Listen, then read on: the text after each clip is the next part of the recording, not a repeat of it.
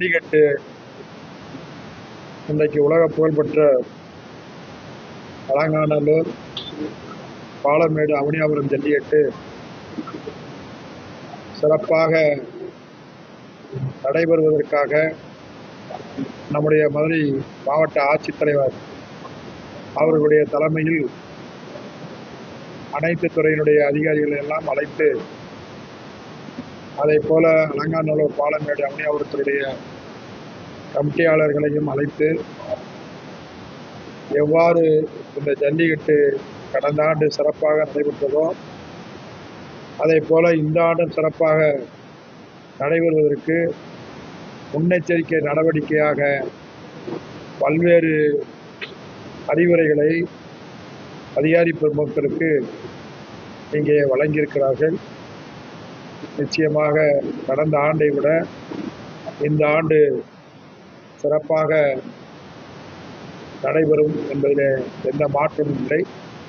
அதற்கான முன்கூட்டியே எல்லா ஏற்பாடுகளையும் அது சம்பந்தப்பட்ட அதிகாரிகளுக்கெல்லாம் இங்கே மாவட்ட ஆட்சித்தலைவர், அதே போல மாவட்ட காவல்துறை கண்காணிப்பாளர், பல்வேறு அதிகாரிகளும், மாநகராட்சியினுடைய காவல்துறை ஆணையர், மாநகராட்சியினுடைய ஆணையர், அதே போல சோழவந்தாந்தூரினுடைய சட்டமன்ற உறுப்பினர் அனைவரும் இந்த நிகழ்வில் கலந்து கொண்டு அவரவர்கள் என்னென்ன பணிகள் செய்ய வேண்டும் என்று கால்நடைத்துறை, வருவாய்த்துறை, மக்கள் நல்வாழ்வுத்துறை, பொதுப்பணித்துறை, ஊரக வளர்ச்சித்துறை மற்றும் பல்வேறு துறை அதிகாரிகள் எல்லாம் இங்கே அழைத்து பேசியிருக்கிறார்கள்.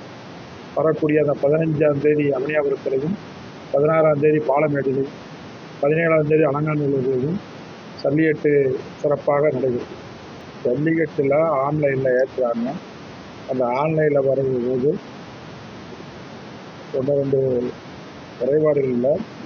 நீங்கள் தான் சொல்லணும்.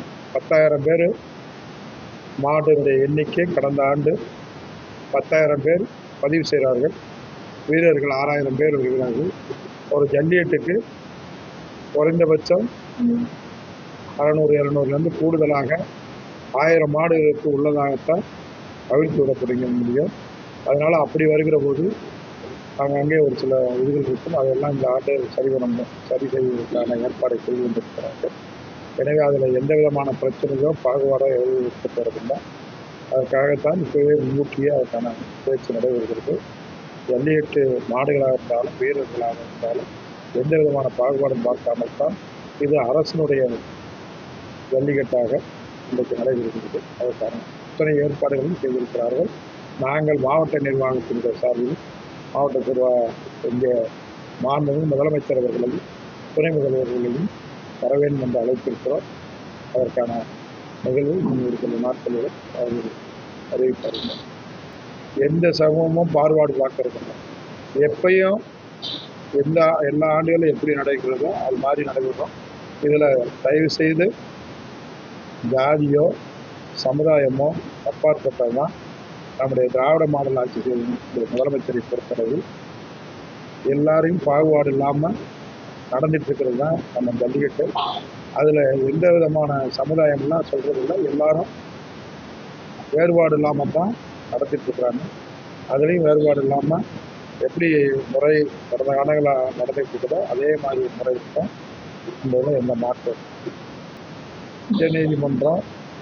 உயர்நீதிமன்றத்தினுடைய வழிகாட்டுதலோட அந்த அரசு ஆணைக்கு கற்பட்டு தான் ஜல்லிக்கட்டு நடக்குது. ஏற்கனவே மாவட்ட ஆட்சியர் அதை எப்படியெல்லாம் நாங்கள் நடத்துகிறோன்றதை சொல்லியிருக்காங்க. அதில் என்ன விதிமுறைகளுக்கு மாறாக எதுவும் நடைபெறும். விதிமுறைக்கு உட்பட்டு தான் ஜல்லிக்கட்டு நடைபெறும்.